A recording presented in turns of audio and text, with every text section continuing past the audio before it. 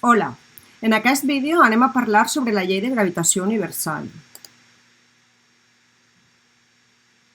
El 1687, Isaac Newton va enunciar aquesta famosa llei, en la que dia que a l'univers dues masses qualsevol s'atrauen amb una força que és directament proporcional al seu producte i inversament proporcional a la distància que les separa.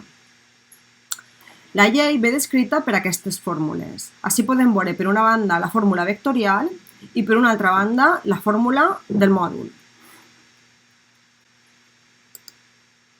Dins d'aquest apartat tindrem en compte dues coses. Per una banda, com es realitza el càlcul vectorial de la força i per una altra banda, què passa quan se superposen més de dues forces damunt de la mateixa massa.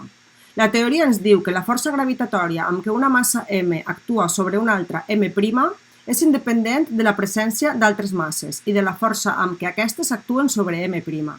Com a conseqüència, en el cas que hi hagi més d'una massa actuant sobre m', la força resultant serà la suma vectorial de totes les forces que exercides sobre ella. Per entendre-ho millor, anem a veure un exemple.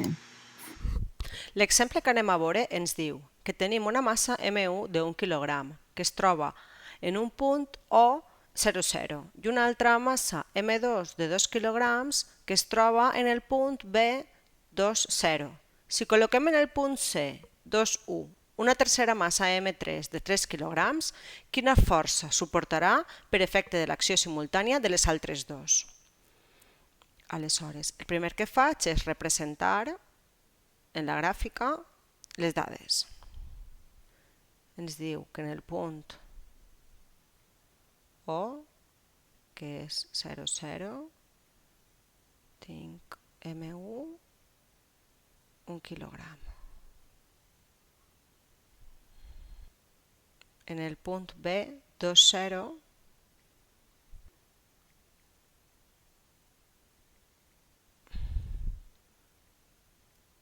tinc M2, 2 quilograms.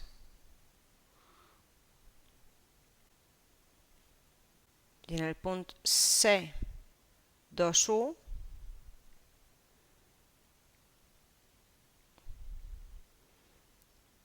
tinc M3, 3 quilograms. Nosaltres sabem que la força exercida per la gravetat,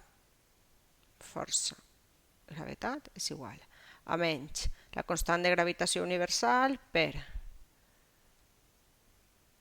el producte de les masses, m per m', dividit entre la distància que les separa al quadrat, multiplicat per el vector unitari de la distància.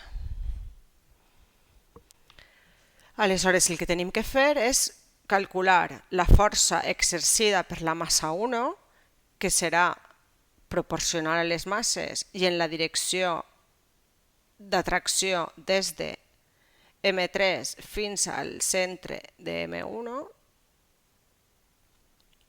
i la força exercida per M2 que anirà des del centre de M3 fins a M2.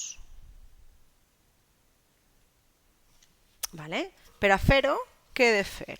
Pues he de calcular cada força per separat, en primer lloc. Aleshores,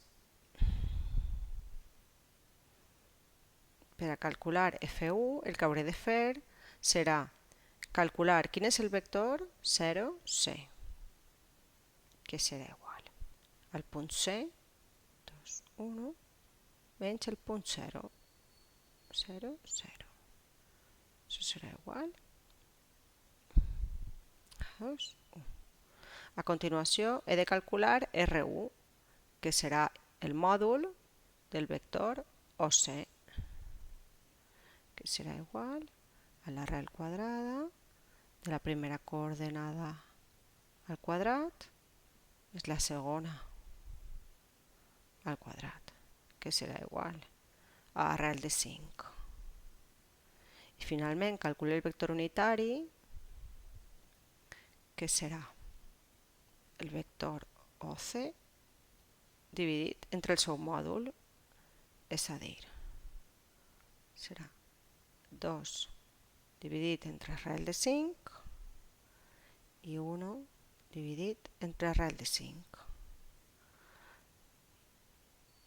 Això podem arreglar-ho.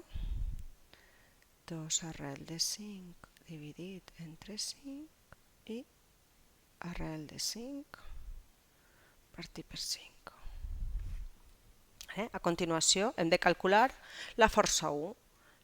La força 1 serà igual a menys la constant de gravitació per la massa 1 per la massa 3 dividit entre el radi 1 al quadrat i per el vector unitari 1. És a dir, menys 6,67 per 10 a la menys 11 per 1 per 3 dividit entre arrel de 5 al quadrat i multiplicat per el vector unitari, que serà 2 arrel de 5 dividit entre 5 i arrel de 5 dividit entre 5. Aleshores, el resultat serà força 1 serà igual a menys 4,002 serà el mòdul de la força per el vector unitari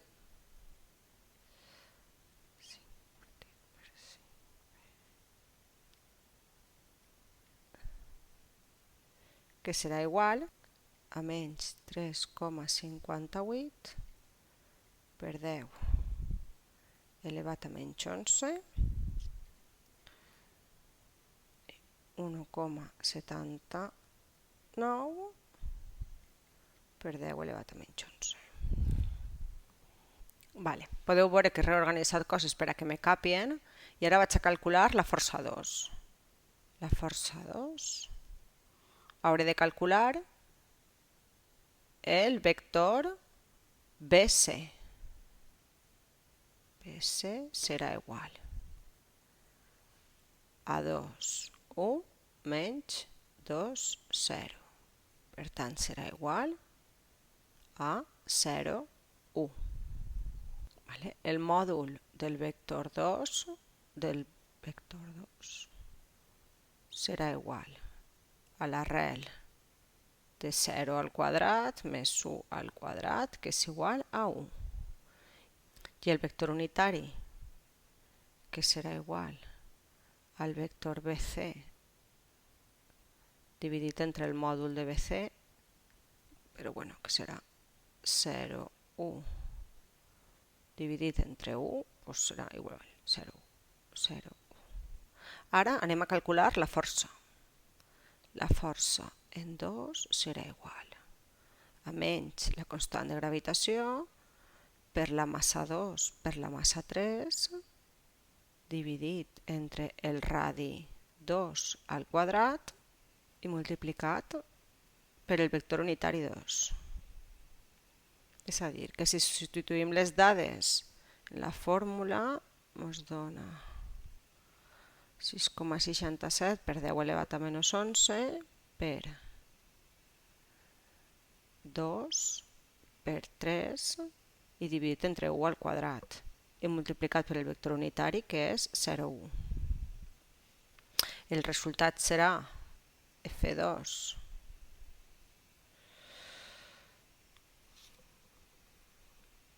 me dona menys 8,004 per 10 a la menys 11 per 0,1. És a dir, 0 i menys 8,004. I finalment, per a calcular la força total o la força resultant serà igual a la suma de la força 1 més la força 2. I el que hem de fer és sumar component a component. Aleshores tindrem menys 3,58 per 10 elevat a menys 11 i tindrem menys 1,79 per 10 elevat a menys 11. Menys la força 2, que és 0 menys 8,004 per 10 a la menys 11. Aleshores, si sume cada component amb la seva homòloga, és a dir, sumaré la component x de les dues forces, serà menys 3,58 per 10 elevat a menys 11. Més 0, o menys, més 0. I en la i tindré menys 1,79 per 10 elevat a menys 11 més menys 8,004 per 10 elevat a menys 11 me dona menys 9,78 per 10 elevat a menys 11.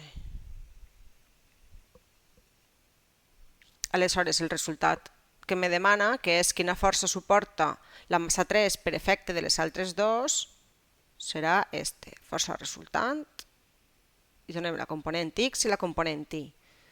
Si tornem a la gràfica que havíem fet en primer lloc, hauríem d'haver tingut en compte ja de primera hora que la força 1 anava a ser menor que la força 2, perquè la massa 1 era menor que la massa 2, ja que la longitud del vector ens dona una idea de la seva magnitud, no?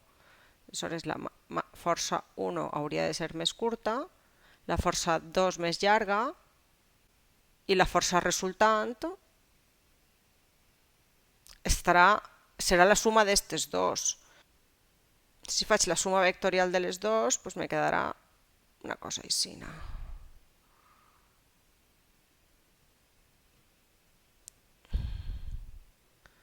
Esta serà la força resultant, que és la que me demana el problema. Espero que us resulti útil. Adeu.